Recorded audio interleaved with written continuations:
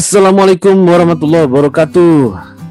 Selamat bulan Ramadan bagi yang menjalankan ibadah puasa, dan semalam semangat untuk kita semua, khususnya mahasiswi farmasi di Fakultas Kedokteran Universitas Lampung. Baik, kembali lagi ke channel YouTube saya, Iqbal TV Virtual. Kali ini kita akan membahas sedikit tentang pengantar kosmetik ya. Ini adalah akan memberikan gambaran bagaimana kosmetik di dalam dunia internasional dan nasional, maksudnya dalam negeri domestik di Indonesia secara umum. Dan untuk lebih jauhnya lagi tentunya dibagi menjadi sub-sub bahan pelajaran atau bahan kuliah yang ada di mata kuliah ini, kosmetik. Selamat menyaksikan dan semudah-mudahan menyenangkan.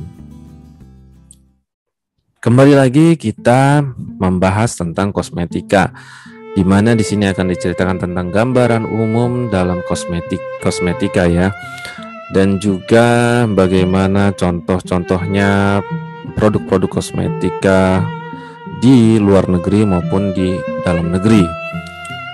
Baik, tentunya adik-adik mengenal tokoh-tokoh ini ya, tokoh-tokoh dalam cerita maupun dongeng maupun sejarah kita, yaitu adanya Ratu Cantik Cleopatra pada zamannya, kemudian ada Ratu Cinderella dengan sepatu kacanya. Apakah mereka menggunakan kosmetika? Nah, untuk mempercantik diri? Ya, nanti dicari ya, apakah mereka di zaman dahulu memakai kosmetika? Karena memang ini adalah di film ya, dia memakai seperti perias wajah, bedaknya itu bagus sekali kalau di sini. Nah, tentunya perkembangan ilmu kosmetika ini sudah ada dari zaman dulu ya. Zaman dulu menuju perbaikan sampai maju ke zaman sekarang dan difilmkan seperti itu. Dan kosmetika menjadi simbolis tertentu ya, terkadang untuk kaum Hawa, kaum wanita. Tapi kenyataannya sekarang tidak ya. Kosmetika erat juga dengan kaum Adam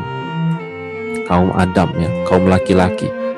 Di sini beberapa artis bahkan menjadi panutan di Indonesia yang juga bisa menjadi brand ambassador dari produk-produk kosmetika yang ada, contohnya Ariel Noah, Iqbal Ramadan, kemudian ada artis JKT48 Melody, kemudian ada Celine ya. Nah, ini adalah artis-artis yang terkadang erat kaitannya dengan produk-produk kosmetik, di mana mereka menjadi panutan kaum muda di Indonesia. Nah, kenapa pentingnya artis menjadi brand ambassador? Tentunya supaya mudah dalam pemasarannya. Ya, contohnya kita melihat di sini ada Joe Taslim ya, seorang artis Indonesia, tetapi dia pemain aksi ya, dalam film Mortal Kombat yang sekarang lagi booming ya. Dia ternyata adalah brand ambassador dari Garnier. Ternyata kaum Adam pun menjadi brand ambassador ya, karena sudah ada segmen pasarnya untuk laki-laki. Garnier for Men ya, begitu. Kemudian ada Garnier for Women juga nih, di sini ada Chelsea Islan. Kemudian ada Prilly juga untuk produk kosmetik You. Kemudian ada Amanda Manopo untuk produk kosmetika Mustika Ratu. Ada The Body Shop, dulu pernah menggunakan Jessica Iskandar sebagai brand ambasadornya ya. Kemudian Pons ya, juga terkenal untuk artis Modi Ayunda, dan tentunya tak lupa yaitu yang sangat terkenal juga di Indonesia, yaitu produk Wardah menggunakan brand ambassador artis-artis Indonesia seperti Zaskia Sungkar, Dewi Sandra, dan macam-macam ya, saking terkenalnya. Jadi tentunya dalam memasarkan kosmetika membutuhkan panutan-panutan ya. Ini banyak digunakan artis. Mudah-mudahan nih angkatan ini ya ada yang bisa menjadi brand ambassador dari salah satu produk-produk kosmetika di Indonesia, bahkan dunia ya, mudah-mudahan ya, karena ada yang suka dalam kosmetik, dalam bahkan sudah membuatnya ya, seperti itu ya. Nah, jadi yang hobi ya nanti Yang hobi dalam sosial media juga bisa menjadi seperti Tasya Farasya, menjadi selebgram yang memasarkan dia produk-produk kecantikan, tentunya dapat menghasilkan duit ya. Dan ini juga bisa dilakukan oleh adik-adik yang sudah saya banyak lihat juga di sosial medianya. Ada beberapa ya, terutama beruntunglah yang wanita ya, karena mudah sekali untuk menceritakannya. Sehingga perlulah kita belajar kosmetik ya. Nggak mungkin dunia sekarang itu kita lepas dari kosmetik ya. Mau keluar aja kita cuci muka dulu pakai sabun pembersih. Nah itu kosmetik seperti itu. Lalu kita harus tahu nih perbedaan antara kosmetik, apa itu kosmetik, obat, dan medicated kosmetik. Nah ini saya pindahkan dulu nih ya, wajah saya ini menghalangi ya, nah ini dia. Nah kita perlu tahu ya kosmetik, jadi dari kata kosmetikos yang artinya keterampilan menghias atau mengatur. Jadi kosmetik itu apa menurut Permenkes RI nomor sekian, yaitu intinya dia adalah sediaan yang siap digunakan pada bagian luar badan ya. Pada bagian luar badan, di situ tertulis epidermis, rambut, kuku, bibir, organ kelamin bagian luar ya. Bagian luar, jadi bukan bagian dalam. Kemudian gigi, rongga mulut. Untuk apa? Untuk membersihkan, menambah daya tarik, mengubah penampakan ya. Bukan mencari penampakan goib ya, tapi untuk mengubah penampakan, kemudian melindungi supaya tetap dalam keadaan baik, memperbaiki bau badan, tetapi tidak untuk mengobati atau menyembuhkan suatu penyakit. Ya, jadi kosmetik itu bukan obat. Lalu obat itu apa? Obat adalah bahan untuk apa? Diagnosa, pengobatan, pencegahan penyakit, atau dapat pengaruhi struktur dan faal tubuh, fungsi fisiologis tubuh. Yang tentunya adik-adik sudah banyak belajar di farmakoterapi atau farmakologi, itu obat ya. Kemudian ada medicated kosmetik atau yang kita singkat namanya cosmedics, yaitu gabungan dari kosmetik dan obat yang sifatnya mempengaruhi faal kulit secara positif ya, tapi dia bukan obat. Contohnya apa dari kosmetik? Itu ada beberapa, yaitu golongan kosmetik untuk pembersih kulit, apa sabun, cleansing cream, susu pembersih. Kemudian ada kosmetik untuk melembabkan kulit, ada moisturizer cream, krim malam ya, sering digunakan untuk wanita-wanita terkadang ya. Kemudian kosmetik pelindung kulit, ada sunscreen ya. Ya, ini juga sering digunakan apalagi sekarang dunia ini makin panas ya, menuju kiamat. Kemudian kosmetik untuk eksfoliasi, untuk pengelupasan kulit, sunscreen gitu ya. Di sini banyak juga digunakannya. Ya, ada yang mengandung AHA, alpha hidroksi asid, ada yang mengandung BHA, butil hidroksi asid, ada yang mengandung PHA, polihidroksi asid. Nah, itu nanti yang akan banyak ya, contohnya tentunya adik-adik bisa mencari sendiri ya. Baik. Kemudian siapa saja sih yang terlibat ya dalam kosmetika ini? Memang banyak penemu-penemu kosmetika di dunia terkenal itu adalah farmasis, apoteker ya. Di Amerika, di Inggris ya, di Indonesia ya, bahkan pemilik Wardah ya, dan pendirinya adalah seorang apoteker ya. Di luar negeri juga gitu banyak. Jadi kita punya peran penting di sini kosmetik. Tapi bukan hanya apoteker saja yang terlibat dalam kosmetik ini, itu bisa contohnya penata rambut dan kecantikan, tentunya berkaitan erat dengan kosmetik ya. Tanpa mereka, kalau nggak ada penata rambut ya kacau juga nanti buat film, buat pesta ya. Kemudian ada ahli kimia organik, ini juga untuk menemukan senyawa-senyawa bagaimana yang bisa lebih terdepan untuk mempengaruhi apa, misalnya kulit lebih halus. Nah ini penemuan-penemuan organik biasanya lebih murni lagi, digabungkan dengan produk alam misalnya, sehingga terhubung dengan ahli biologi dan fisiologi ya. Ini biasanya ada juga dari kedokteran, ahli biologi dan fisiologi, atau dari farmasi dan MIPA ya dalam hal ini. Kemudian ada ahli mikrobiologi. Ahli mikrobiologi bisa juga dari farmasi, MIPA ataupun kedokteran, atau dari mana lagi sekarang sudah lintas ya, banyak mikrobiologi dari pertanian juga bisa, dari kedokteran hewan juga bisa. Kemudian ahli kimia fisika. Nah, ini kimia fisika lebih ke arah farmasi fisik, sehingga di sini farmasis banyak yang lebih terlihat terlibatnya ya. yaitu bagaimana dia belajar tentang kestabilan dan lain-lainnya, banyak dipelajari kita di farmasi fisik. Kemudian juga terlibat ada dokter. Dia dokter juga sebagai untuk melakukan tindakan-tindakannya dia. Nah, ini juga berperan penting. Ada dokter spesialis kecantikan, ada dokter spesialis kulit dan kecantikan ya. Nah, itu tentunya kita sudah tahu. Dan juga yang terakhir kita adalah sebagai apoteker ya. Nah, apoteker baik di industri, kemudian di PBF ya, maupun di end user seperti di apotek atau di mana klinik-klinik kecantikan. Nah, ini perannya sangat tinggi sekali untuk mengontrol dan memberikan informasi serta meracik dari sediaan kosmetik ya. Kalau yang sudah terpabrikasi tentunya sudah terhubung dengan apoteker di industri. Nah, apoteker juga terlibat. Misalnya di sini tentunya ada BPOM ya, itu mulai lembaga bukan suatu profesi. Sehingga kosmetik ini adalah sentuhan dari banyak pihak. Dan ahli ekonomi juga penting. Kalau nggak ada ahli ekonomi, bagaimana kosmetik itu mau booming ya untuk dipasarkan. Nah, ini adalah gambaran dari pertumbuhan tahunan dari global cosmetic market dari 2004 sampai 2019. Pertumbuhan global cosmetic market itu naik turun ya. Sempat pada tahun 2009 turun drastis, itu hanya 1%. Kemudian naik lagi sampai tahun 2019 lumayan tinggi ya. Bagaimana dengan tahun 2020? Nah, ini karena laporannya sampai tahun 2019 ya, yang ditulis oleh Tukba Sabanoklu, nanti ada ya selanjutnya. Jadi pertumbuhan global cosmetic market ya lumayan menjanjikan.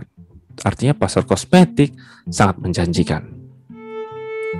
Kemudian ini ada pertumbuhan worldwide cosmetic market selama 10 tahun ya. Ini tahun 2009, 2010 sampai 2018. Nah, di sini dari tahun 2009 mengalami peningkatan pertumbuhannya. Sempat mengalami sedikit penurunan, kemudian meningkat lagi ya. Nah, ternyata di tahun menuju 2020, nah di sini dia mengalami penurunan, decrease ya pertumbuhannya. Ada apa? Tentunya banyak ya faktor ya. Banyak faktor ya. Ketika menuju tahun-tahun ini itu banyak kondisi ekonomi global menurun, adanya dampak dari pandemi COVID-19 juga, kemudian adanya dampak dari kejenuhan pasar sehingga mempengaruhi permintaan dari kosmetik ya, sehingga ini menjadi perhatian dari seluruh dunia.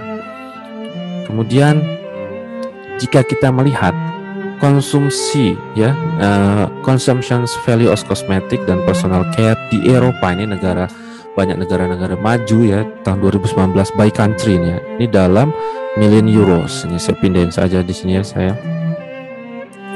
Jadi dalam million euros. Di mana di sini ternyata di Eropa tuh negara Jerman dan Prancis yang menduduki paling tinggi dari consumption value of cosmetic. Ya, United Kingdom ya, termasuk Inggris di sini. Jadi kalau mau direng 5 besar sampai Italia, Spain ya. Dan terus menerus sampai kecil ya. Tentunya ini berkaitan juga dengan jumlah penduduk yang ada, fashion, teknologi ya. Kita lihat ternyata di negeri fashionnya Prancis masih nomor 2 ya, kalah dengan Jerman. Jerman negeri teknologi juga ya, sangat tinggi ya. Dampaknya dalam consumption value of cosmetic dan personal care. Ini adalah laporan dari salah satu peneliti ya di internasional. Dan ini menjadi gambaran bahwa perkembangan di Eropa juga luar biasa kayak gitu. Di dunia bagaimana? Nah, ini adalah belahan bumi barat kayak gitu ya. Nah, seperti itu. Kita lihat ya, ternyata tergantung juga nanti jumlah penduduk, kebudayaannya. Bagaimana dengan global cosmetic market? Secara global itu di negara seluruh dunia dari tahun 2001 dan diprediksi sampai menjelang tahun 2028, entah masih lama sekali ya, tapi dalam marketing selalu ada forecast marketing ya. Bagaimana memperkirakan, di situ terlihat bahwa apa antar negara itu dari Amerika Utara, Europe, daerah Asia Pasifik, South America ya, sesuai dengan warnanya, Middle East and Afrika itu cenderung akan semakin meningkat. Ini adalah forecasting dari research ya, berupa global cosmetic marketnya. Diharapkan akan terus meningkat sampai tahun 2028 kalau belum kiamat ya. Mudah-mudahan kalau belum kiamat. Nah, seperti itu. Sehingga para pebisnis dalam dunia kosmetik itu harus tahu apa faktor-faktor utama yang berperan dalam kesuksesan market dalam kosmetik.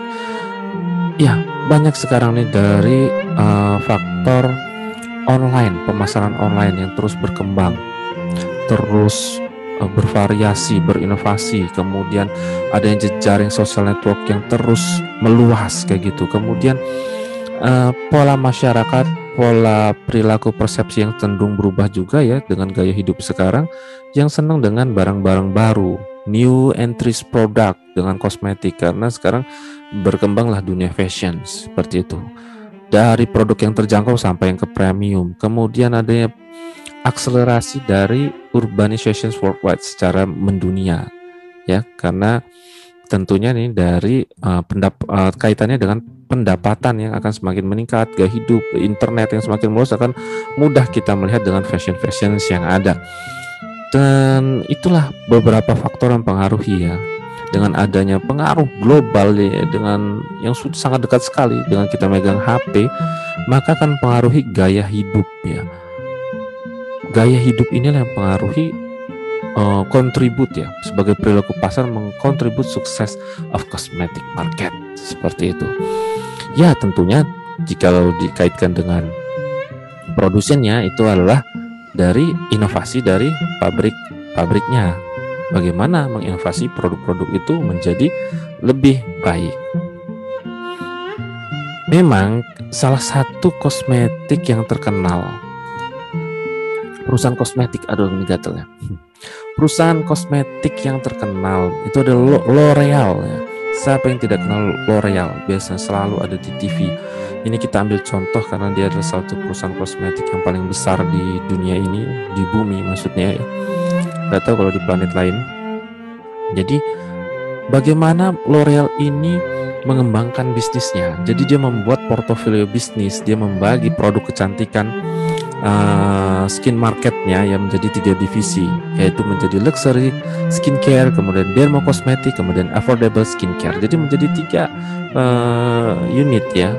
Jadi luxury unit yang elit gitu ya, dermocosmetic lebih mementingkan kesehatan, kemudian ada affordable skincare yang untuk yang lebih terjangkau dengan berbagai merek, sehingga merek-mereknya terpecah-pecah. Contohnya luxury skincare ada merek Biotherm, ada Kiehl's ya. Kemudian ada dalam dermocosmetic ada CeraVe, ada Vichy, kemudian seri affordable skincare ada Garnier tadi ya, seperti yang diiklankan oleh Joe Taslim, ada Saint Gervais, kemudian ada Montblanc. Dan ini sudah sangat familiar bagaimana mereka memportofolio brand bisnisnya sehingga jangkauannya lebih luas dari kelas bawah sampai kelas atas. Siapa yang tidak kenal L'Oreal? L'Oreal Paris yang memang dari Prancis ya.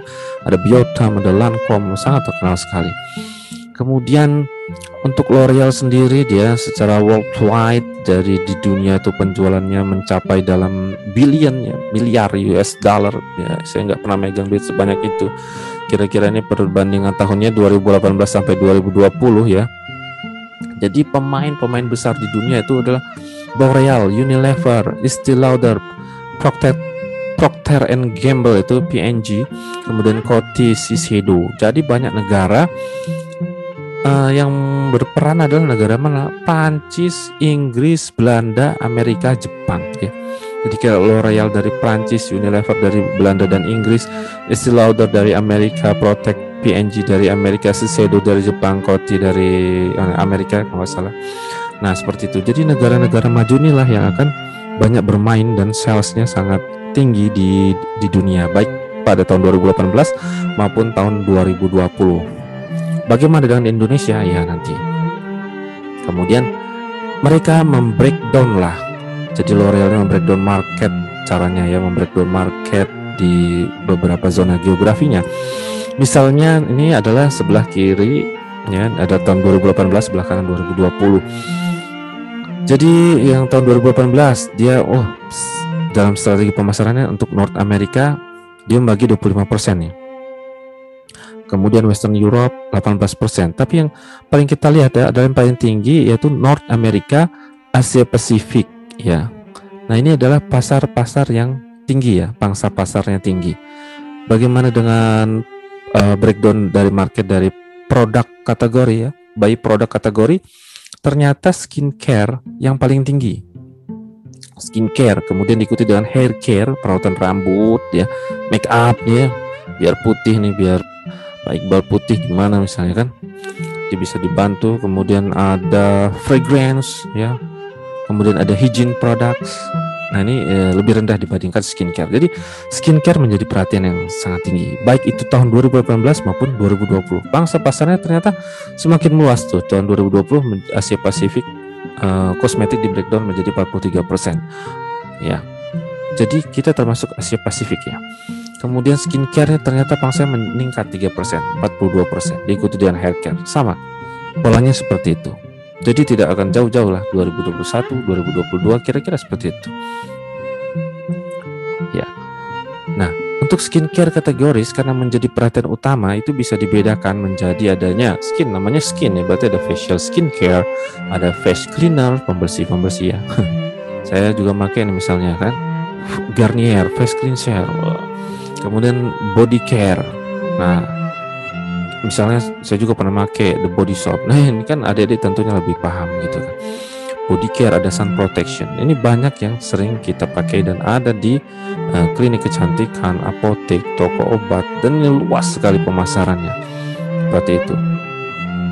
Kemudian bagaimana pertumbuhan skincare market compare to the overall beauty market grow. Jadi jika dibandingkan memang skincare-nya menjadi perhatian pada tahun 2015 dia pertumbuhan skincare dibandingkan secara keseluruhan beauty market dia tidak terlalu beda jauh ya, hanya sedikit 5%, yaitu 4,3%. Menuju tahun 2018 ternyata semakin beda, kelihatan signifikan perbedaannya, yaitu sekitar 4 ya, sekitar 4% atau itu menjadi 9% tuh tahun 2018.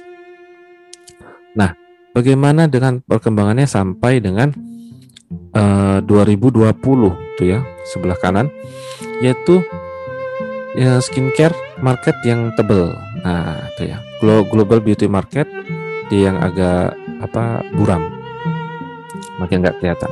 Ternyata prediksinya adalah pertumbuhannya menurun menuju tahun 2020. Seperti itu ya. Kenapa ya tadi itu? Karena faktor-faktor yang di sana tadi yang dijelaskan di awal. Tapi tentunya para pemasarnya tidak akan pernah menyerah ya. Namanya dunia ini selalu dinamis seperti itu. Penurunan yang terjadi ya bisa nanti diatasi dengan menciptakan demand. Nah, secara keseluruhan skincare market secara geographic zone ya, seperti kita ketahui di situ terlihat data bahwa di Asia Pasifik menduduki persen yang besar sekali ya, 55%. Ya, diikuti dengan North America, Latin American zones ya. Nah, ini adalah pasar-pasar yang dinamis dalam skincare market. Nah, ini kan bisa juga diketahui kenapa tuh skincare banyak di sana gitu. Apakah daerahnya panas atau gimana sehingga membutuhkan perlindungan. Nah, itu kan apalagi sekarang atmosfer yang semakin tipis ya, udara terasa sekali panas. Di Asia Pasifik features the highest demand for skincare ya, terutama untuk luxury products-nya. Kenapa? Karena pendapatannya semakin tinggi tadi kan. Nah, kemudian di North America juga penting ya pasarnya untuk skincare, terutama di United States. Nah, ini pertumbuhan skincare-nya sangat tinggi, apalagi di sana orang-orang yang sudah pendapatnya tinggi juga untuk luxury, dermokosmetik dan consumer product market yang lainnya. Seperti itu. Sehingga para pemasar mendeklarasikan lah ya, jadi sehingga muncul adanya kosmetik, sehingga ada industri kecantikan. secara internasional ya, bahwa the beauty market itu meliputi banyak kategori produk ya, meliputi apa? Meliputi face, body, hair, or teeth ya. Nah, apa kategori-kategori produknya? Yaitu ada kosmetik berupa apa? Make up, skin creams, baby products, ada hygiene and toilet products, itu ada sabun, shower gel, deodoran, toothpaste, etc. ya. Kemudian ada hair product dan ada perfume. Nah, ini adalah state of the beauty industry in the UK and the internationally pada tahun 2020 ya, bahwa bisnis dalam kecantikan itu meliputi empat aspek ini. Lalu bagaimana overview kosmetik sektor di Indonesia? Karena kita tinggal di Indonesia sehingga kita perlu tahu. Jadi industri kosmetik dan kecantikan bagaimana? Dan tentunya ini semakin berkembang. The cosmetic and personal market itu diharapkan diprediksi semakin meningkat. Secara di Indonesia ini lumayan ya, mencapai pasarnya 5.000, sekitar gitulah, semirip 77,3 triliun. Itu banyak ya duitnya. Pangsa pasarnya seperti itu. Kemudian tahun 2018 segmen paling besar yaitu skincare, lagi-lagi skincare di Indonesia. Ya, tak terlepas dari kondisi kita ya. Tapi hampir di dunia juga skincare ya. Kita masuk di Asia Pasifik. Di tahun 2017 sales kosmetik and toiletries Indonesia mencapai 19 triliun, cukup besar juga. Nah, ini tentunya dari tahun per tahun pendapatan per kapita Indonesia makin tinggi ya, konsumsi semakin tinggi, semakin terpengaruh dengan pola hidup sekarang juga ya, hingga konsumsi dari kosmetik semakin besar. Dan Indonesia nih ya, a number of global cosmetic manufacturers have successfully entered the Indonesia market. Jadi industri kosmetik internasional ini sudah masuk, kita bisa rasakan ya, dari tadi masuk semua. L'Oreal masuk grup-grupnya, Shiseido masuk grup-grupnya. Nah, Indonesia has more than 33.000 kosmetik produk ya. Sudah banyak produk kosmetik yang ada di Indonesia yang terregister di BPOM RI atau dikenal dengan Indonesia National Agency of Drug and Food Control. Nah, dikontrol kosmetik oleh BPOM. Karena banyak sekali memang kosmetik yang ilegal kadang ya. Nah, tahun 2021 diperkirakan sektor kosmetik akan semakin meningkat dengan penjualan online ya. Sekarang beli kosmetik aja tinggal klik ya, online. Kemudian dunia internasional, pemain-pemain kosmetik besar tuh tertarik masuk pasar Indonesia. L'Oreal itu di tahun 2012 tuh sudah membuka sendiri, masuk mendirikan pabrik ya. Nah, kemudian diikuti juga Unilever kayak gitu. Karena melihat jumlah penduduk di Indonesia ini juga banyak ya, sehingga pangsa pasarnya juga menjanjikan. Kemudian bagaimana rising demand for beauty and personal care product? Indonesia's cosmetic sector perform favorably in the entire 2017 tuh. Mulai di tahun 2017 meningkat, terutama untuk penggunaan untuk kaum wanita. Jadi trennya sudah mulai dari tahun 2017 kita 2021. Nah, ini lagi dihitung-hitung ya, kan tadi kan diprediksi meningkat gitu kan. Nah, produk-produk yang bermain itu dari hair care products, skin care products, and make up. Nah, ini yang di Indonesia. Kemudian di Indonesia ini karena budayanya mayoritas adalah Muslim ya, jadi sangat perhatikan halal kosmetik.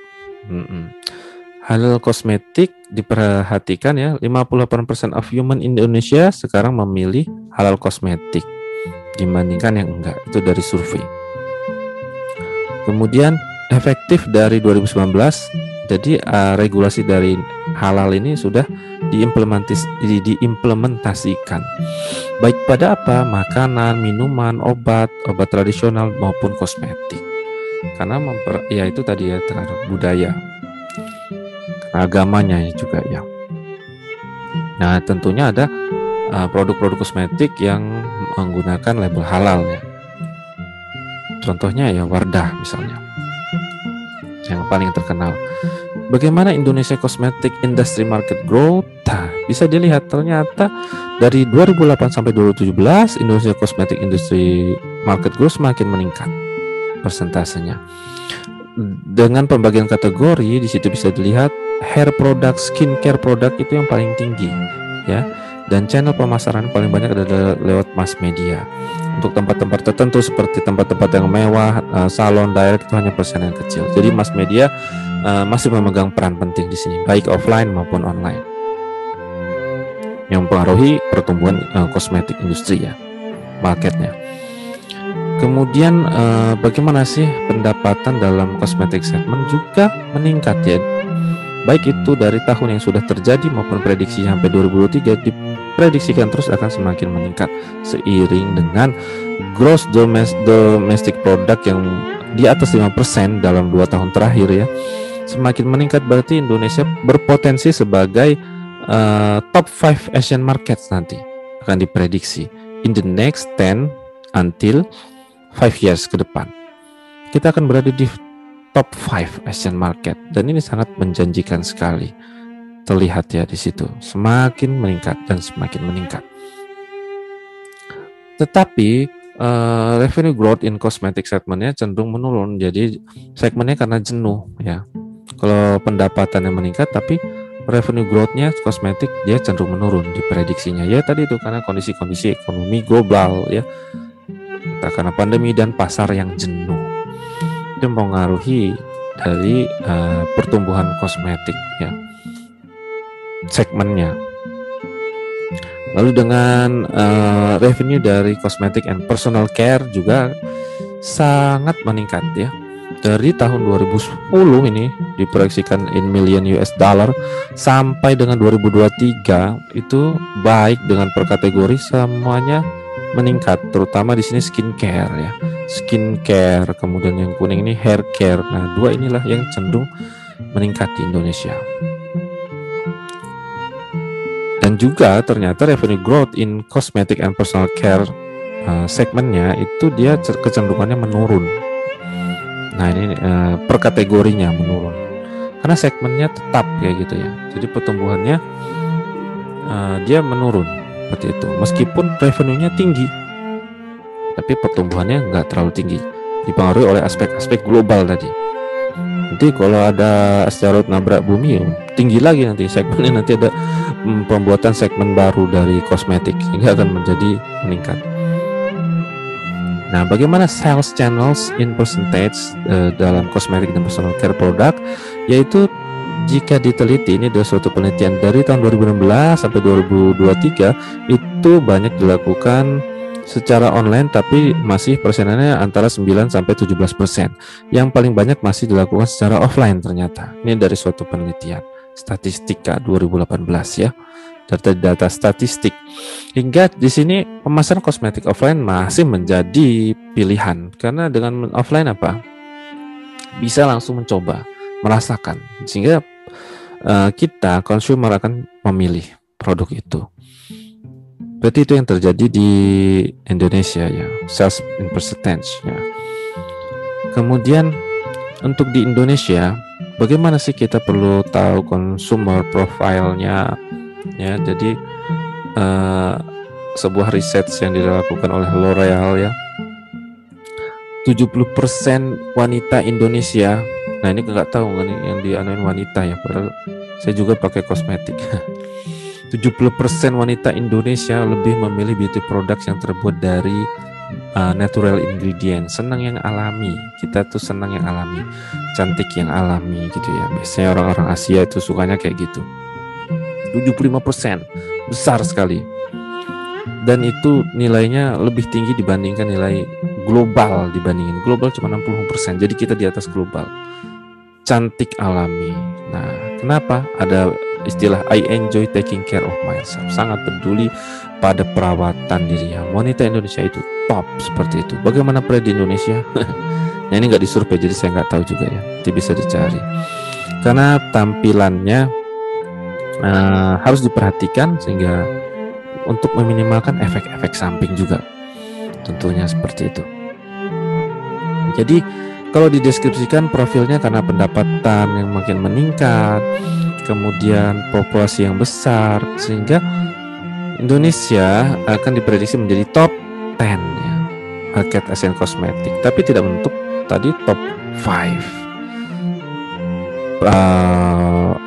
top 5 dari Asian market. Nah, sehingga dengan adanya gitu, kecenderungan wanita-wanita Indonesia ini cenderung senang ada yang beli produk luar maupun produk lokal ya. Biasanya kalau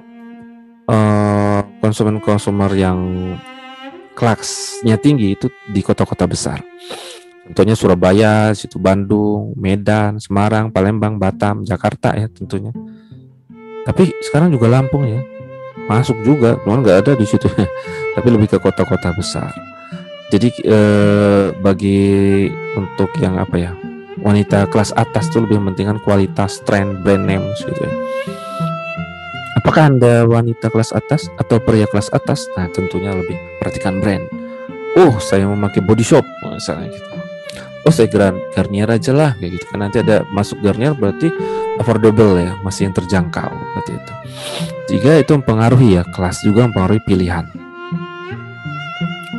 Nah, karena terkadang kita tuh lebih memilih produk-produk merek luar.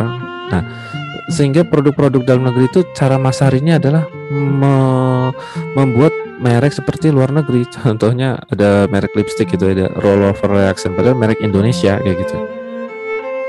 Itu adalah untuk mengecoh ya, dibuat dalam English name-nya, karena menyangkut reputasi, image-nya. Nah, menyangkut image sehingga akan memilih. Dan konsumen di Indonesia itu cenderung lebih suka, apalagi kalau ada promosi-promosi, milihnya pada holiday season, Lebaran, Natal, atau peristiwa-peristiwa besar di Indonesia itu, di mall-mall kayak gitu dengan berbagai diskonnya nih kan, spesial for Lebaran, diskon 50%, pasti diserbu di Indonesia. Masuk saya juga nyerbu gitu ya. Apalagi kalau ada di marketplace, misalnya ada di Shopee gitu kan, murah, serbu aja. Nah, itulah konsumen di Indonesia, karena lebih memperhatikan, sadar tentang personal image and fashion dari kita sebelum-sebelumnya, hingga diperlukanlah make up sehari-hari untuk memperbaiki tampilan itu, baik itu parfum, kolon, dari hair, dari skincare kayak gitu. A business study shows that skincare products market size and sales for both males and female will continue ya. Jadi market size dari males and females terus akan meningkat ya, seiring dengan kesadaran pentingnya dari skincare treatment ya. Bahkan sekarang nih banyak sekali di Lampung ya, bukan hanya di Lampung. Kita lihat karena kita di Lampung, banyak sekali klinik kecantikan ya. Ada masuk Bening Clinics yang terkenal, ada masuk, waduh banyak sekali dengan perawatan-perawatan yang super mahal sekarang. Demi apa? Demi tampilan, personal image and fashion. Ya, baik itu male or female. Ada yang anti aging, wah macam-macam seperti itu. Ada laser. Nah, ini adalah salah contoh ya, Wardah. Ini produk halal yang terkenal di Indonesia karena lebih mementingkan kehalalan, keamanan. Karena kita juga di Indonesia is the world largest Muslim populations. Cari yang halal, yang baik, yang tidak menyebabkan efek samping ya, misalnya skincare menyebabkan kanker, kan bahaya kayak gitu. Nah, ini adalah karakter-karakter dari profil konsumen di Indonesia. As in other Asian countries, having flawless, jadi merasa sempurna, kulitnya cerah, itu menjadi penting, faktor penting ya. Cerah, tercerah, putih ya. Kita juga pengen putih, tidak putih-putih, both in women and men gitu. Hingga TV akan berlomba-lomba tadi mempromosikan produknya dengan brand ambassadornya dengan image flawless and bright skin seperti itu. Nah, bagaimana Indonesian import value?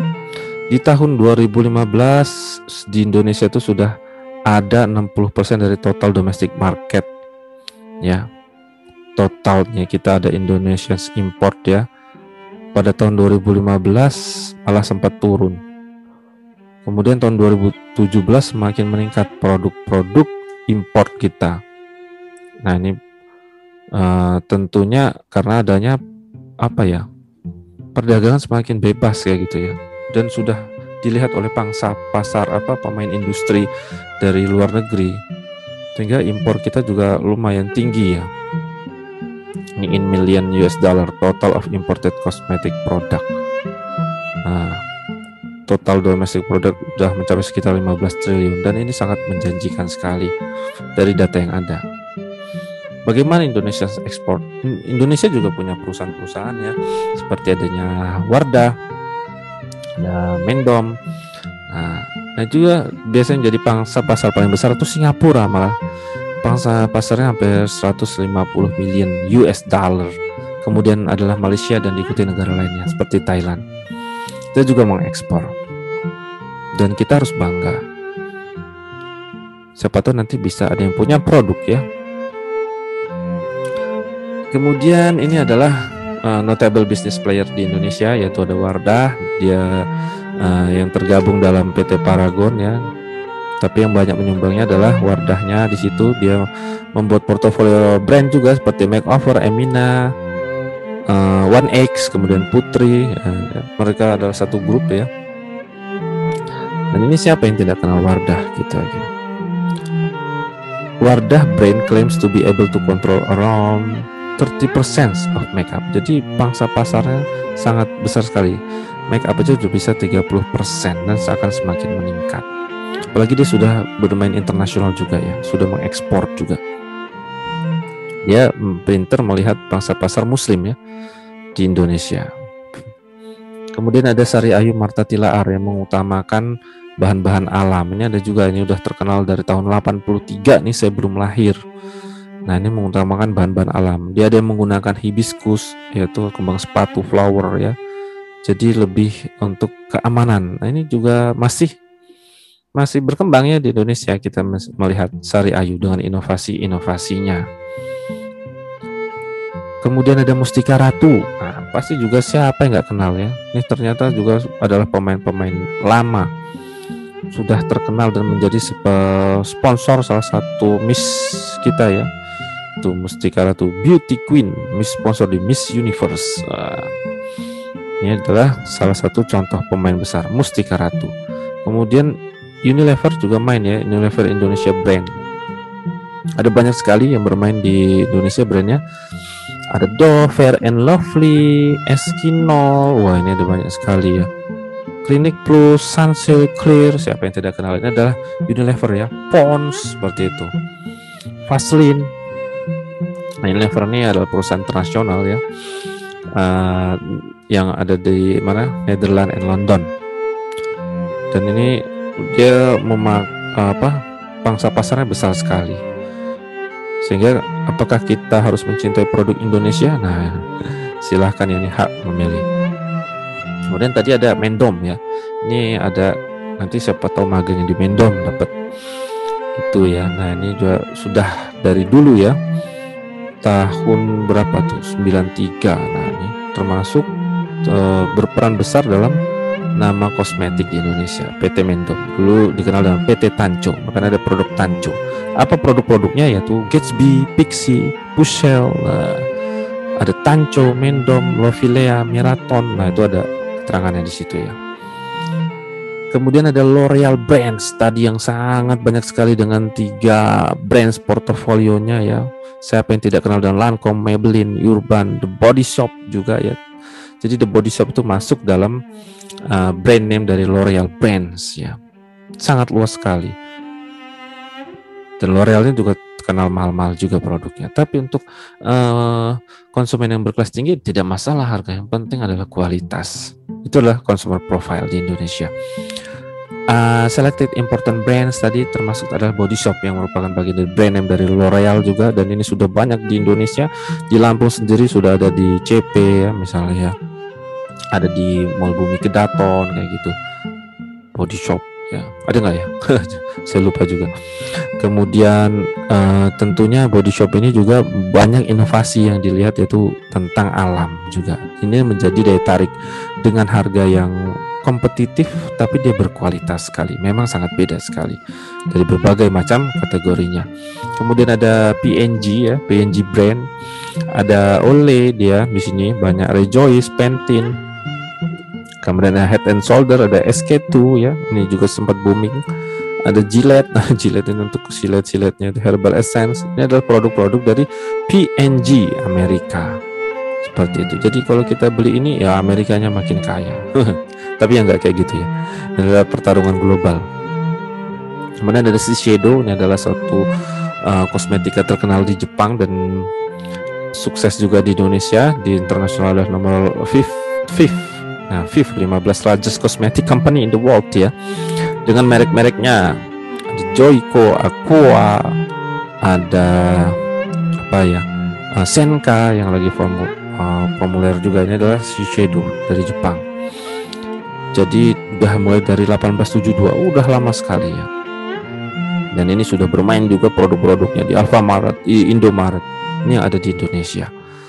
Dan sebagai gambaran terakhir bahwa business opportunity and challenge kosmetik di Indonesia tentunya mempunyai tempat tersendiri dengan populasi di Indonesia yang mencapai hampir 270 juta jiwa pada tahun 2019, sehingga akan sangat menjanjikan sekali. Apakah kita akan menjadi pemainnya ataukah adik-adik akan bisa membuat produk ya, nggak harus punya produk kosmetik, karena nanti ada suatu semacam apa ya, ada perusahaan intermediate. Ketika Anda mempunyai produk dan Anda punya uang, Anda bisa mempunyai itu. Seperti ada Miss Glow, seperti yang terkenal kayak gitu, Anda bisa membuatnya. Bagaimana Pak? Nah, nanti hubungi saya, gimana yang punya modal nanti bisa diinin. Nah, begitu demikianlah gambaran singkat dari kosmetika. Mudah-mudahan bisa menambah wawasan dan selamat belajar bahwa kuliah ini menarik. Suatu hikmah, cantik itu pilihannya.